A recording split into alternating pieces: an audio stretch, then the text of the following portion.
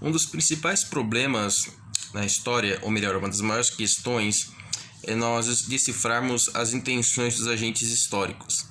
Isso se torna problemático, sendo que o passado, o tempo pretérito, por nós não podermos retornar a esse tempo, nós estudamos ele a partir dos seus vestígios, em especial por meio da documentação escrita, né, da narrativa oral e da cultura material, ou seja, da arquitetura, falamos de vestígios arqueológicos, às vezes de ossadas, de mesmo fazendo uso das ciências auxiliares como a paleontologia, a genética, a biologia, a geologia, que também acaba sendo útil em algumas circunstâncias, né? A partir do estudo dessas variáveis, a partir do estudo desses vestígios sobre o tempo pretérito, nós construímos uma interpretação sobre o passado. Uma vez que o passado não pode ser retornado em sua totalidade, e mesmo as interpretações que nós fazemos sobre ele, elas nunca refletem a totalidade do tempo pretérito, senão uma representação desse tempo. Quando discutimos as questões dos bandeirantes no Brasil, né, muitas vezes na historiografia recente associa os bandeirantes como vilões, né, como se eles fossem meros caçadores de índios. Mas na verdade as coisas são muito mais complexas, não é? Porque, bom, primeiro, no Brasil colonial, em meados de 1532, foi estabelecido o regime das capitanias hereditárias, né, aos agregados da coroa lusitana, ou seja, os amigos dos reis, aos nobres, né? Eles recebiam essas capitanias. Alguns nobres recebiam também sesmarias, né, que eram possessões de terra dentro dessas capitanias, e esses nobres, eles recebiam um regimento, né, onde eles recebiam essa mercê da coroa, mas ao mesmo tempo eles tinham obrigações para com o rei de Portugal, ou seja, eles administravam a coroa em nome do rei e também tinham obrigações para com esse rei, né? Entre esses você tinha a obrigação da cristianização, você vai ter a obrigação do quinto real, né? Alguns vão ter a mercê de ter seus engenhos, né? Que não eram todos os grandes proprietários no Brasil colonial que tinham engenhos de açúcar, grande parte deles eram lavradores, e os lavradores eles lavravam, né, com um sistema de cana cativa, né? Ou seja, muitas vezes eles só podiam moer cana em determinados engenhos, né? Algo que era típico da lógica colonial do antigo regime.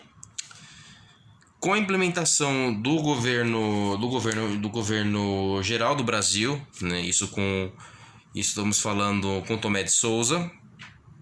Nessa época, o Brasil ele correspondia a um território que ia da Ilha de Marajó até Santa Catarina.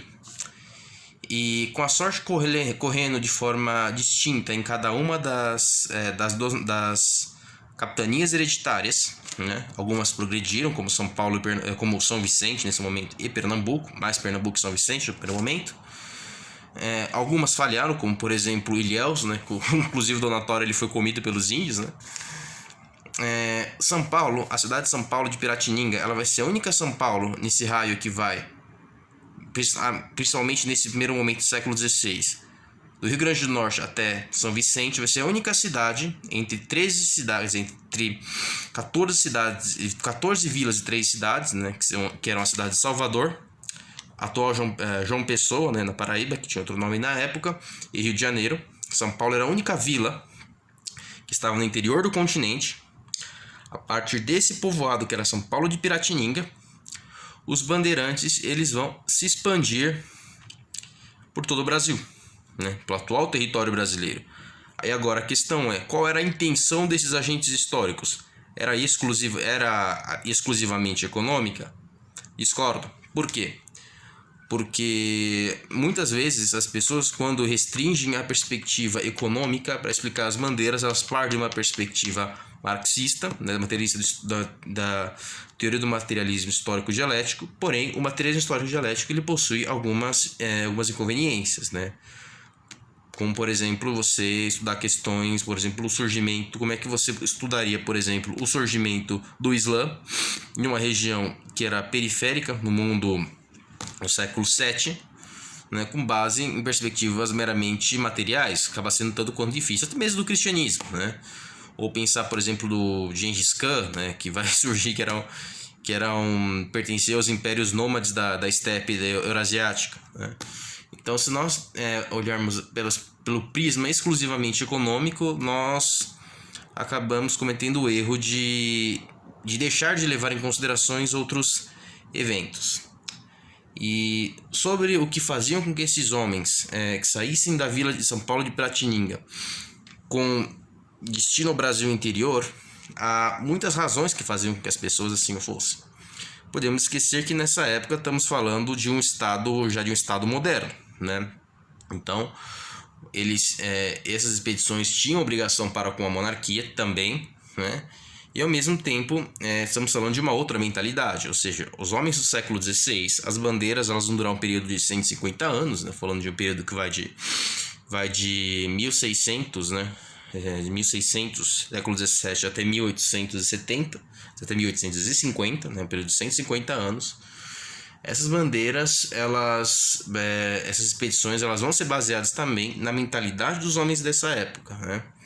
Que muitos deles vão partir em busca do Eldorado, né?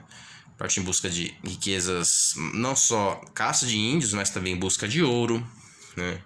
Busca de drogas dos sertões, ou mesmo expedições religiosas, que também houveram, né, nesse momento. Também vão haver expedições religiosas, né? Lembremos que as bandeiras elas eram expedições que, em sua maioria, compostas majoritariamente por portugueses, filhos de portugueses com índios, né, com os seus, nesse caso, os mamelucos, né, ou muitas vezes de primeira geração, batizado na Igreja Católica, ou mesmo de índios que eram regimentados, né, que viam nessa bandeira a oportunidade, às vezes de maior integração na sociedade colonial ou mesmo enriquecimento, né? Pensando no caso desses índios que haviam já tido contato com os colonizadores lusitanos. Mas as bandeiras, assim como qualquer evento ou agente histórico, ela está sujeita a contradições, né? E essas contradições elas são ontológicas do próprio indivíduo, né? Os agentes históricos, se nós olharmos, por exemplo, figuras como Winston Churchill ou qualquer figura de grande importância, né? Pensar no Tomé de Souza, no caso do Brasil colonial, Ney de Sá, Martim Afonso, Domingos Jorge Velho, Zumbi dos Palmares, todos eles. Todas essas figuras elas são contraditórias, assim como qualquer pessoa é contraditória. Então, as bandeiras elas devem ser compreendidas não apenas pela caça dos índios, né, como uma expedição de caça, mas também por seus outras motivações que não foram exclusivamente econômicas e também pelos resultados que tiveram. Porque graças às bandeiras, o Brasil conseguiu aumentar o seu território em 2/3, né? Foi graças às bandeiras e ao conhecimento do território que as bandeiras permitiram que você vai ter já no século XVII a fundação de cidades como Boa Vista, Goiás, ou mesmo Cuiabá, Mato Grosso. Cidades essas que vão contribuir para o conhecimento, né, do território e vão permitir em 1750 realização do Tratado de Madrid, que vai ser liderado pelo Alexandre de Gusmão, né, diplomata santista, brasileiro, paulista, que graças ao conhecimento que os bandeirantes trouxeram, vai conseguir redefinir as fronteiras do Império Lusitano com base no utis possidetis, né, do direito romano, em que o direito vai dar pela apropriação da terra, né? Então, ao fazer isso, eles vão conseguir recuar o meridiano, né? Eles vão conseguir, alargar o meridiano de Tordesilhas, que foi estabelecido em 1493, para sentido oeste, né? E vai levar em consideração o traçado dos rios e o pico dos montes, ou seja, vai levar também a geografia. E com o Tratado de Madrid, de 1800 de 1750, que vai ser o fim do ciclo Bandeirantes, né? O Brasil vai expandir o seu território em 2/3, né? Vai se tornar um país continental, algo que não era, né? Pensamos que se não fossem as expedições Bandeirantes, talvez o Brasil fosse um país das dimensões, por exemplo, do Peru ou do Chile, né? E seríamos o único país na América Latina de fala portuguesa, né? De uma América Latina toda espanhola, e provavelmente Portugal seria o principal polo da cultura lusitana, né? Da cultura de fala portuguesa, que não é o Brasil. Graças a esse tamanho continental que os bandeirantes nos laurearam, né?